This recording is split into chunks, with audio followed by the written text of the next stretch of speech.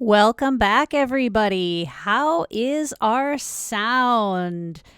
Dr. Lee, go ahead and say hello so people can. Hello, testing one, two, three. Hope everyone's can hear me and looking forward to today's presentation. Awesome. We are already getting sound is good on both of us. So I'm going to go ahead and dive in and get us started.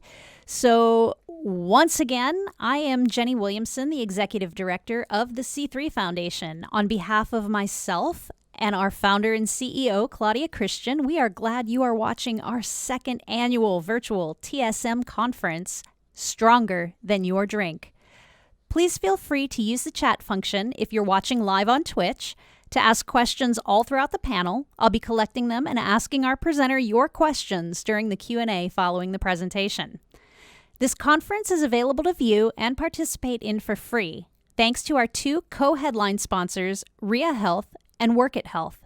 If you would like to support the work of the C3 Foundation, there's a donation link in our profile. And we also have a timer that is dropping the donation link into the chat during the broadcast.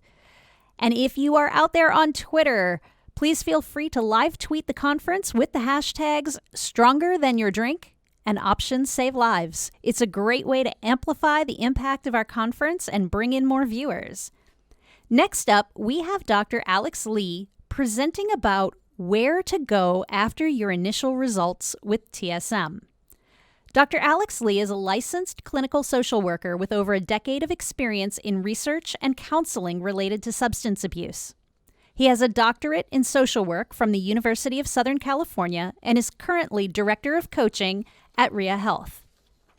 Dr. Lee has spent much of his career working within the intersections of substance use, trauma, and the larger social fabric. He began his career as an AIDS prevention coordinator, going on to research intervention strategies for homeless youth and coordinate care for military veterans and families through the U.S. Department of Veterans Affairs. In the latter two positions, Dr. Lee also conducted research on technology-based care. He went on to apply this expertise at Alavita Health, overseeing implementation of a telemedicine-based treatment program across 6 Canadian provinces and the state of California. In addition to serving as clinical director at Alavita, Dr. Lee has held management roles at several recovery centers and clinics, including programs for seniors and individuals with severe mental illness. At RIA Health, he currently oversees an online coaching team that assists people in cutting back or quitting alcohol using evidence-based treatments, including the Sinclair method. So whenever you are ready to go, I'm going to go ahead and All hide ready to my go. video, and I'll let you take it from here. All right. Well, thank you so much for that wonderful introduction, Jenny. And it's such a great honor and privilege to be here. A little bit more about my background, as you can see, there's me, before all that COVID wait and everything. I've been doing TSM at RIA for about 2 years, and I actually was in Canada with another startup doing TSM up there. So I can actually say I have domestic and international experience with TSM. So that's always good to have under your belt. And of course, I've had various faculty and project director positions at UCLA, USC, and University of Denver. But I would say one thing that I really love about my experience is, providing a lot of TSM supportive services and really designing and leading various levels of intervention. Something as simple as designing a pamphlet, a workbook, leading peers and coaches and teams of therapists doing traditional therapeutic services. But I would say even with all these experiences, I'm still learning, and really TSM is an art form. And my first role is really as a learner, and I learned so much from my clients, and they are really teaching me TSM day in and day out. And I just want to thank everyone out there for watching. And wherever you are on the journey of TSM, thank you for informing me and educating me.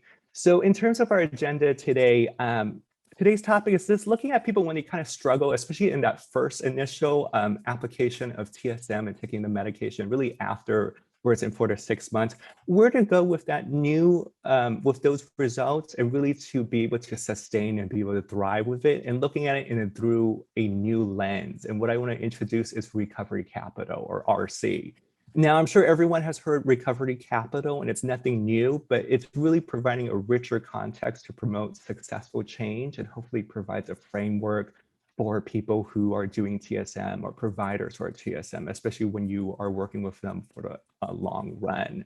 Um, this is obviously a common struggle that I see with my clients, but really seeing it after today and through this lens that it's an opportunity to change our relationship with alcohol and also really just how we see ourselves. So at the end, there'll be some next steps and obviously a Q&A. So what we know about TSM, we know that it works. You know, there's numerous data. We know the science behind it, the Pavlov's dog. You know, most studies say it's like being on TSM for about 4 to 6 months, but even up to about, 9 months, people will really see that results. And the majority of reviews out there is really just helping people take that medication 1 to 2 hours and then being that constant reminder. And that's essentially what we really know. And that's a good solid foundation of evidence out there. So what that kind of has created is that there's a lot of models of treatment out there for TSM, and it's really on the medications. I mean, 5 years ago, I could only find maybe like 1 or 2, maybe 3 providers online that provide naltrexone. I actually had to go to Canada and work with European counterparts 5 years ago to learn TSM, but now it's amazing that we have over 10, providers out there who can provide medication and provide it with something as high as therapeutic services, but then also with peers and everything in between. Now, I'm all about access with naltrexone and TSM getting out into the world, but I think we're all here because we know that is more than just taking 1 pill an hour a day, and that we need to just focus more than just on just taking the medication piece and just waiting for the results and being able to have some practical steps. Now, what's really missing a lot when I kind of just do like a general search of literature out there is that we really need to move beyond the symptoms. Very much like you can't treat diabetes with just insulin, but you need to help people with their diet and their exercise. And that's really what we have seen with TSM being very much more accessible. We have just like a very basic manual to get an hour before, but there still needs to be a little bit much more of a push as a whole to see what are some things that we can do beyond the initial of taking the medication. It's very much like I say, like it's like getting a manual for a bike, but when you're riding a bike, you have to factor in weight and also style. Same thing here when people are doing TSM, you have to factor in people's strength profile, how they observe medications and how they take in all those different things. I'm sure everyone here has gone on discussion boards to find some practical next steps. And sometimes you get your answers, but then when you go to the next website, you get conflicting answers. And that's why you have these great therapists and coaches and other providers to guide you and everything. But ultimately, what I really want to talk about today is really 3 components, which is law of diminishing returns, recovery capital, and protective and risk factors. And all 3 of these items, which I'll go one by one, is that we're able to have a good framework to really understand and how to see a common barrier. And it's really just an opportunity to change. Because what ends up happening is that what's missing from the literature is that we don't really have anything out there in terms of like what happens when someone relapses 6 months on naltrexone, or what happens when someone states that they're just exhausted from taking a pill before deciding to drink, or maybe they still feel lonely and they're still wanting to drink, or maybe like in this case, maybe there's a global pandemic that happened. What is it that we do and how do we apply TSM? So these are the common things that we have to factor in.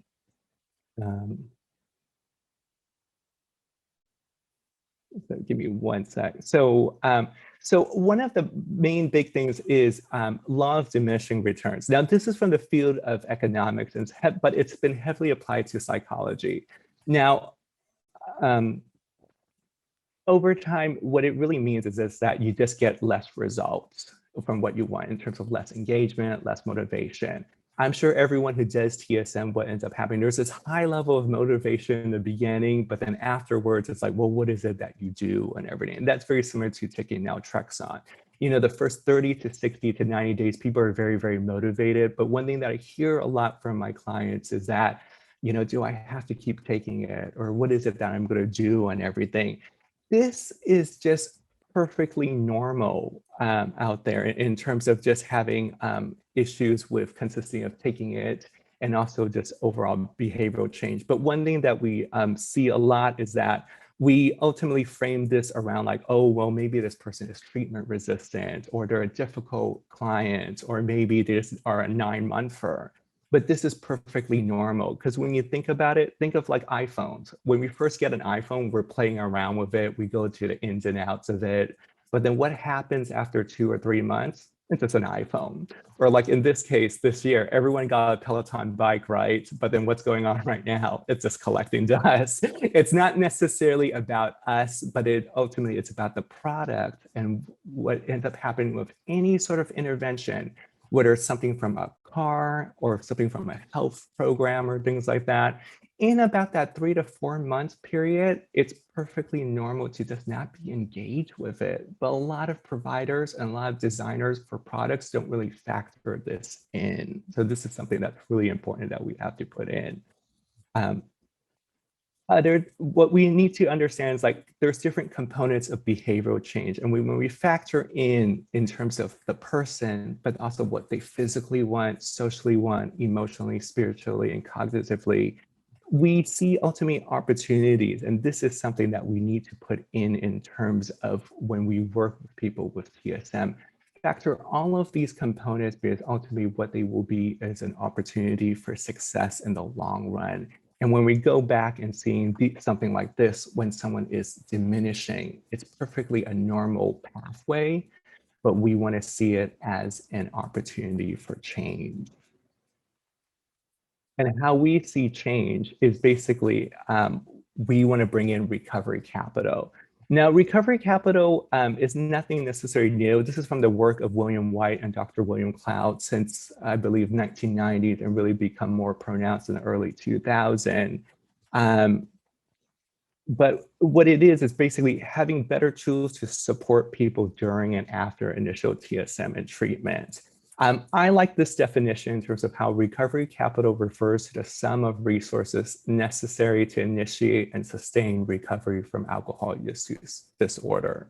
So in other words, it's how do you help people move beyond sustaining but thriving. And now everyone has recovery capital. I'll go more into it.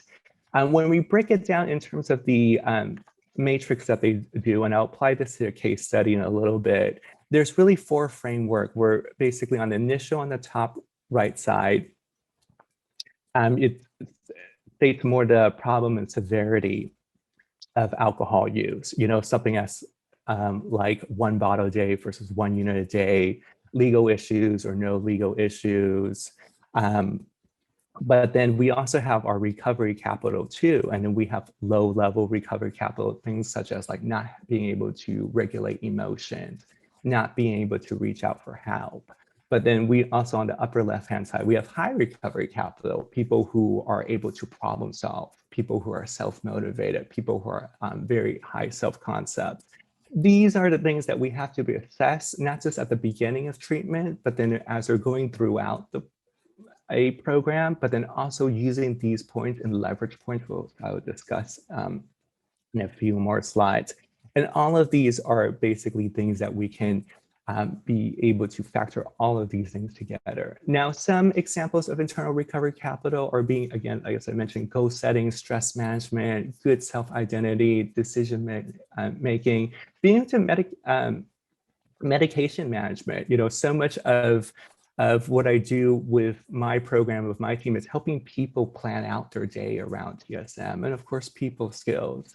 Other examples of external recovery capital is like your job role. Do you have some sort of role that you have and you feel satisfied? Do you have social support? Access to outline and also a defined role in their community and basic needs addressed. Those are some examples of recovery capital. Now, the final piece of things is looking in terms of protective factors and risk factors. Now, protective factors and risk factors is normally things that we hear about in child psychology. These are things having like a loving environment, protective factors, stable home, able to emotionally regulate. Risk factors are things like lack of education, not being able to problem solve, no sense of community. But when you hear all of these are things that adults need as well. You know, there's abundance of literature out there that states this is very helpful to support people from 0 to 5, 6 to 12, 13 to 17, 18 to 24. But there's really not that much literature out there for adults 24 and beyond. Um, but you know, we know that people go through different lifespans, different change, and need different tools and environment. So instead of seeing this as just something as like you have this protective factor or risk factors, is that they're what they really are leverage points. And we all know what leverage points are. The smallest amount of efforts that bring the most amount of gains. This concept is actually brought up by Danielle Meadow. She's an environmental scientist. And she said, when you work with complex systems with very limited resource, it's best to find your leverage point. And you can find leverage points in grand systems like economies and political structures, but all the way down to family dynamics and systems and one-on-one. And her concept is actually moving towards the field of substance treatment, especially in areas with limited resource with artificial intelligence. But one thing that I challenge everyone, especially when they feel stuck, is basically asking yourself, where is your leverage point? And really looking at protective factors and risk factors. So in terms of how this all connects, all three concepts play a vital role in supporting TSM and shifting to new opportunities of patient well-being. We have the law of diminishing return, and we no longer do the carrot on a stick of just keep taking your medications, but it's going to be like, well, you know what? We're at this time where the initial results have ran its course. So now we have to gear things along and change things up. And how we change that up is looking at through the lens of recovery capital and seeing what tools are there, but also what tools are there to develop with you and your coach or you and your therapist or you with whoever provider. And then looking in terms of your protective and risk factors, the leverage points, and that ultimately creates a pathway or strategy for success. So in a lot of ways, what ends up happening is that the law of diminishing returns becomes a starting point for leverage through protective risk factors, through recovery capital. So another way to see this is when you're working with people at that 4 or 5 months, when you get that initial result, we should be seeing these three lenses together. And what we can see is really just a new pathway. Okay. Now, what this means at the end of the day is that TSM can be more than a catalyst, not only for changing your relationship with alcohol, but improving overall well-being. And we know this is why we're all here, that we all see TSM as a gateway. And this is why we're all here in terms of seeing in this community that we know that we're just doing more than just like taking the medication, here's the side effects, but it's actually a gateway for positive change for your well-being. Now, taking one case study, and I've worked with numerous ones. This is a recent client. Very common that we see someone with this profile, 54-year-old male who's at moderate diagnosis of AUD, stated reasons for drinking is due to stress from work and affecting his sleep and family. Drinks about 5 units and is currently at work. But when we apply a recovery capital matrix, again, the 4 domains and listing every single thing explicitly, what we start to see is that normally what we see in the upper right-hand side and the lower left-hand side, those are what I call traditional lenses. You know, they're, you know, primary alcohol use, no co-occurring, no legal issues. But then when we apply the lens of recovery capital, we get more opportunities. We can start to see like, well, this person on the upper left-hand side, they have high recovery capital. They have a strong self-confidence concept, high motivation, good problem-solving skills. They do have low recovery capital, but that's not necessarily a bad thing. You know, this can be a leverage point, and this is something that can be taught and be built up. And this is one thing that we incorporated in terms of his treatment plan. And what ended up happening in 3 months, again, 54-year-old male, became more of a moderate diagnosis of AUD, has seen results of TSM, but still drinking about 1 to 2 units, but still having sleep issues, stress management concerns, and family conflict. Now, in a traditional lens, people would say like, well, he's fine. He's only drinking about 1 to 2, not drinking at work. All the other stuff, such as sleep issues, stress management, family conflict, it's not my problem. But I think we all know that we see that as just barriers for continued success. But instead of seeing it as a barrier through the recovery capital, what we do is address these 3 items and incorporate it with the TSM treatment. And what ends up happening at 9 months is that slowly over time through cultivation, he's not just getting more results with TSM, he's getting other results with his overall well-being. And now what happens at 9 months, he's only drinking on weekends, he's able to go to gym, has discussed on his needs with his family, having more authentic dialogues, gave him some sleep hygiene, and he's much more consistent on sleep and relying less on alcohol. And what ends up happening at the 12-month mark, he doesn't really even score on the AUD. He only drinks socially. He feels he has accomplished more than medication. I think that's a key thing here. Feels he has accomplished more than just the medication. He exercises daily, spends more time with family, and frequently enjoys these times now. So what ends up happening is that picking the recovery capital matrix, we use the leverage points. And as you can see, the upper left-hand side, there are more bullet points. And these are what are more protective factors.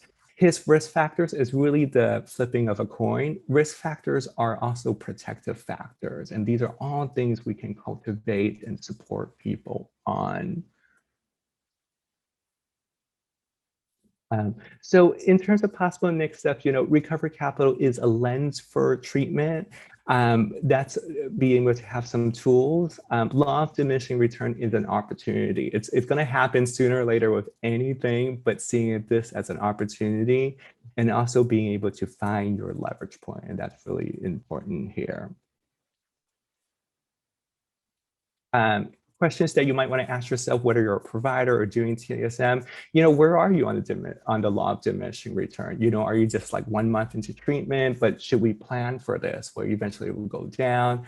Are you 2 months after you felt it? And how can we get you recalibrated? The other thing too, are you able to assess your recovery capital? That's something that's really important too as well. Remember, low recovery capital is not a bad thing. Recovery capital is not static. And also finally, do you know your leverage points? There's always going to be something in every single system, and that is a fact, and being able to work either through several assessments with yourself or with a provider. Okay. And those are, I guess that's the end of my presentation. All right, I'll go ahead and put my video back up. Stop my slides there. All right.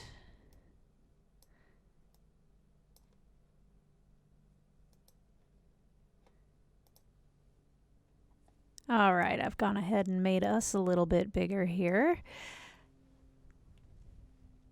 All right, everybody, can you hear me? If so, start getting your questions in.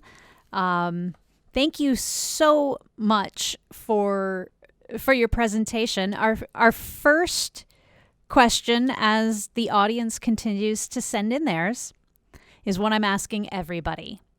In the TSM patients that you have supported over the years, what would you say the overall success rate has been? The overall success rate, I mean, it's pretty much mirrors the clinical data in terms of that 78 to 80%. I mean, for every 10 members I've worked with, it's about 8 who are successful. But the thing is, we have to factor in that because of how recovery works, there are many definition of success. So just because someone, reduce, there could be other elements too as well in terms of that could be a factor, or they kind of have different definitions from what's traditional definition is. What we have in our program, I mean, we use a lot of data and science, and we have the metrics for CDC in terms of low risk drinking. There's also World Health Organization, but that's very, very technical. But at the end of the day, it always comes down to asking, like, do you feel like you have control over your drinking? And do you feel like this is something that you're able to manage? And that is what success is. But from a traditional model, I would say it still mirrors in terms of what the clinical thematic reviews shows. But I think one thing that I like to do with my clients is look beyond that initial 4 to 6 months. And I do want to follow up with people at 9 to 12 months. And of course, after that, 9 to 12 months, a lot of people can have some setbacks. There could be crisis and things like that. But overall, there's been a lot of great success that mirrors similarly to what all the peer reviews have stated. And how do people do a self-assessment of their own recovery capital? That's something that, some programs have it very implemented. But I think what people should do first is really kind of look it up in terms of that definition. You can Google it, and there's a lot of workbooks out there. I know in the RIA program, what we do, we take that matrix, but as you can see, it's a high learning curve in terms of learning all of these things. So right now, just still working with a provider or a coach. But I think since things are just so accessible right now, a general Google search or a Google Scholar reading about these new concepts, and what ends up happening is that when I work with people either in RIA or in other types of programs, they get these aha moments. They're like, oh, now I know what recovery capital is. I mean, and there's so many definitions. Recovery capital can also be your strength too, as well. What is it that you inherently do really well? The hard thing is that most traditional models of treatment, it's only on the symptoms. It's only on the pathologies. When you go in, it's like, take your medication, how many units? There's not a dialogue about like, well, what brought you in today? Or, last week, you didn't drink. What happened during that time and everything? Or usually one thing that I've noticed with people who are going for TSM, there's a high degree of perseverance. Because just how it's so hard to get access to TSM. You're really fighting it and taking no for you're not taking no for an answer and everything. You're constantly looking for it over and over and over. So a lot of times when I meet people who already know TSM, I already know that they have a high degree of perseverance and commitment, and I continuously build that into treatment. Well, that's wonderful. So Dr. Sinclair described the Sinclair method as a dual therapy treatment, with extinction sessions making up one part of the treatment and healthy endorphin-boosting activities on non-naltrexone and alcohol-free days. How important is support when it comes to helping people incorporate both aspects of TSM, especially for those who may not have much recovery capital at the beginning of the process? I think in general, it's always best to have like some sort of supportive services. We know that through data is like just in general behavioral change, like diabetes and insulin. If you just tell people just do the insulin, it's only about a 30% success rate. When you add in psychosocial support, it jumps up to 80%. And this is really where it's the same thing with, TSM. You have to have someone guide you. A lot of times when it happens at RIA, we have a lot of people who've done TSM, but then they didn't really have the guidance or the right support, or they only got discussion boards, or they only have peers or coaches or things like that. So some sort of pathway is very critical.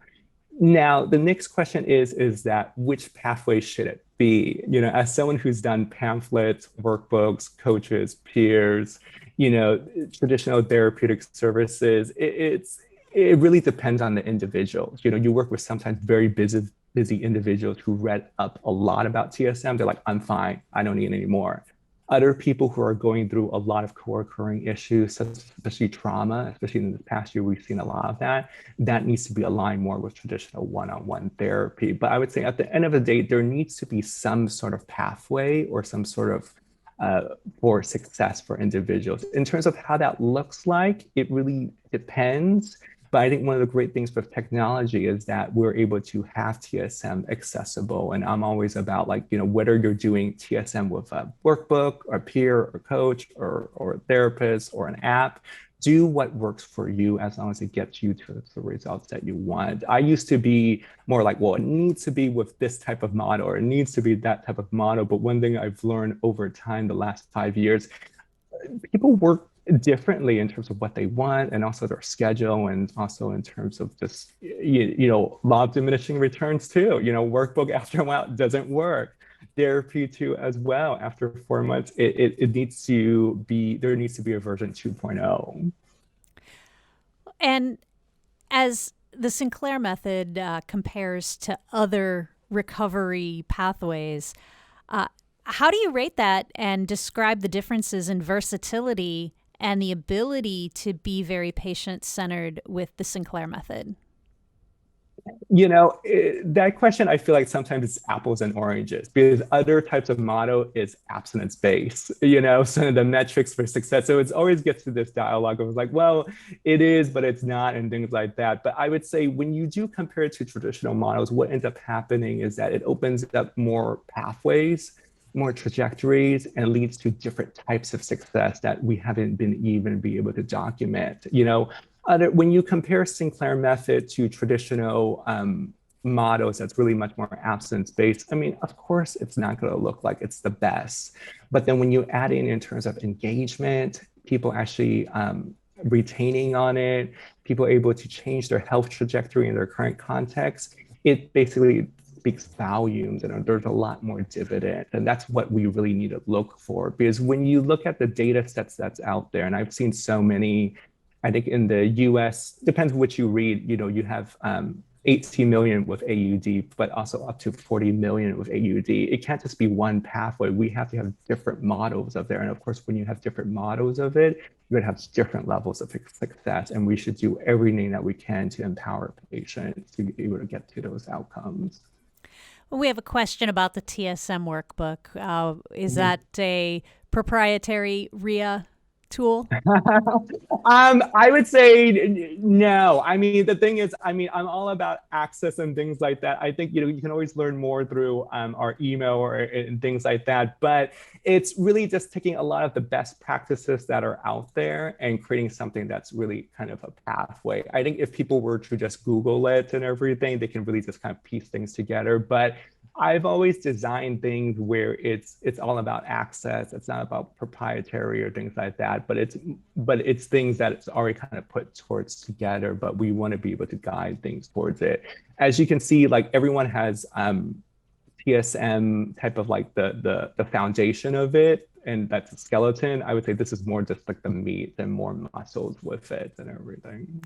Well, and if you happen to catch the recording with Dr. Escapa, he did mention how Dr. Sinclair had hoped people would take the core of the Sinclair method and expand on it and customize it. So that really aligns with what you're saying. Another question from the chat is, when TSM does not work, why do you think that is? I mean, there's so many factors. And I mean, if we look at it just from a biological model, TSM, it shows 80% success rate at 50 milligrams. Some people we know are plus or minus, so it has to be at 75 or 100 milligrams. Anecdotally, we know that some people are at 9 months or even 12 months. There's also potential side effects too as well. So you have to factor in all those pharmacological items. But then other things too is also how they started treatment and what is their main reason to is this more for like a family member, or is this more for themselves? Assessing also their recovery capital. Did they have an opportunity for someone to support them on building these skills and everything? Again, I think that my first, one of my first slides was like, TSM is really an art form. Everyone comes in so differently with different drink styles and time management. Their jobs too. One thing I've seen a lot is a lot of paramilitary people like paramedics, firemen, or things like that. They work, 4-day shifts, they can't just stop 1 to 2 hours before and everything. So you have to factor in all these biopsychosocial factors and really come up with very tailored plans for individuals so that way they can be successful on TSM. A lot of times when I worked with a lot of people, when it came in, it's like, well, they're like, TSM didn't work with me. And I said, well, let's reset. Let's go back to the basics of like, 50 milligrams, 1 to 2, 75 to 100, factor in time management, factor in job status. And then that's usually we get a much more clearer, richer, and contextual type of picture and more opportunities to be able to change. So if anyone wants to continue asking questions, go ahead and get those into the chat. We do have a little bit more time. While we're waiting on that, how does the Sinclair method make your patients stronger than their drink? This is me. Yeah. Okay, I also put the chat in there. It's hard to notice in this COVID Zoom world and everything like that. So what it does, it really gives, again, I came from someone who was only trained in abstinence-based model, and it came through my frustration and everything that I found TSM. I was like, I wanted to provide a different model of things. And what TSM does, it provides so many rich new success stories. So many people who've come in with a higher new degree of hope and being able to like, wow, this makes sense. It's not stigmatizing. This is a medical condition. It makes sense using medications to address it. It makes sense to just look at it as a drink episode. It's really just this huge paradigm shift. And what it ends up happening is that people don't just see the medication or the alcohol in a different light. They see themselves in a different light. And I think that's really important, that one thing we have to tap in, because before it used to be the old motto, I drink, I'm an alcoholic, I'm a bad person. And then that message gets really ingrained, and that becomes the story that they continuously tell themselves. And then when they learn about TSM, that it's established, backed by data, science, years of people being successful, stories of people being able to change their relationship with alcohol and still have the life that they want. It's basically a watershed moment. I love hearing those stories day in, day out, and that's really what motivates me to create these things and continually making sure that this pathway to TSM is moving much quicker out there. And in our comments, someone says, it's refreshing to hear someone from the social work field speaking on TSM. In my experience, social workers are trained to the abstinence-only approach. Mm-hmm. So in your opinion, what would you say to others in the mental health field and social work field to encourage them to support patients who are using the Sinclair method? I mean, through me, it was my own stubbornness, because I can feel that this isn't working anymore. The hard thing about the mental health field is that even the curriculum is not changing much. I mean, I'm an adjunct faculty, and me trying to change the syllabus to something that's not abstinence-based, it's still, 30 years behind in everything.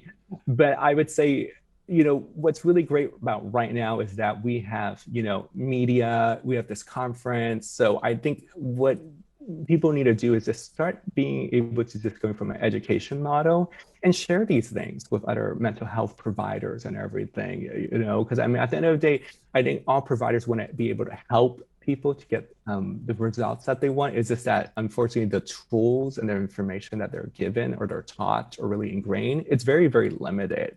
But then right now, with a conference such as this, being able to give that access to other providers, they get these aha moments and we're like, okay, let me Google Sinclair method. And then you can go on Google Scholar and say, wow, this is actually years of data. And this is actually, there's not just one company, now there's 10 and 20.